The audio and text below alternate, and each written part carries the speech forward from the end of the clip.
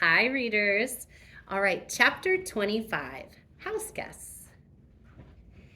There were just a few days left before Thor was supposed to leave for the animal rescue. Bat didn't have any time to lose, and all afternoon he practiced how he was going to tell Mom about Dr. Jerry DeGrue and how important it was that Thor stay with them as long as possible. But that night at dinner, he found himself nervously avoiding the topic. What if he couldn't change Mom's mind? Bat couldn't imagine anything worse than that. So, instead of telling her about Dr. Jerry Dragoo, Bat said, Israel wants to come over to our house. Who's Israel? Asked Janie, dipping her chicken chunk into barbecue sauce. He's a kid in my class, Bat said. Bat, honey, that's great, said Mom. Is he your friend? Janie asked. Bat considered the question. Was Israel his friend?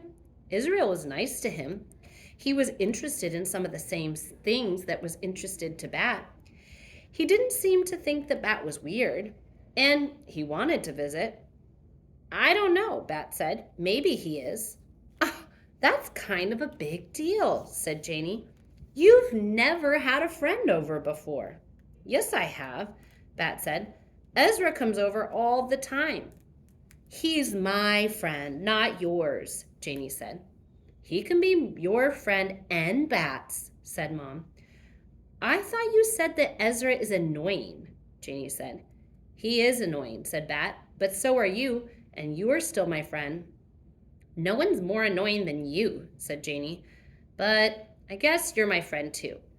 Neither of you are annoying, said Mom, and Bat, I think it's great that you want to have a friend over. Well, said Bat, dipping his chicken chunk into ketchup. It was Israel's idea, not mine. He wants to meet Thor.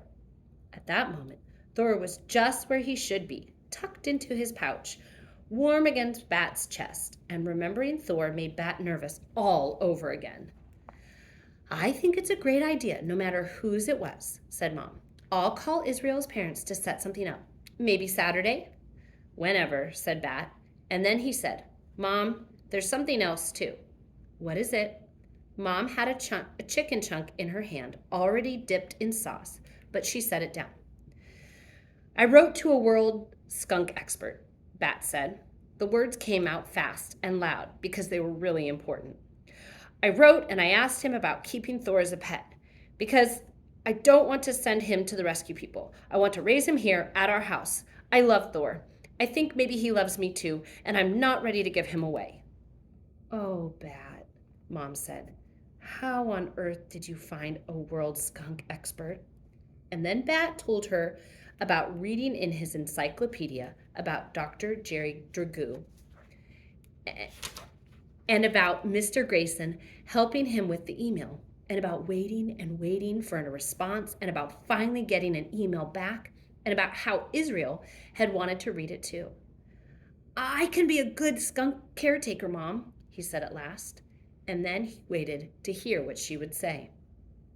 But it was Janie who spoke. Wow, Bat, she said. That's pretty cool that you found an expert and wrote to him. That takes guts. I think you should keep raising the skunk, Mom. He's pretty serious.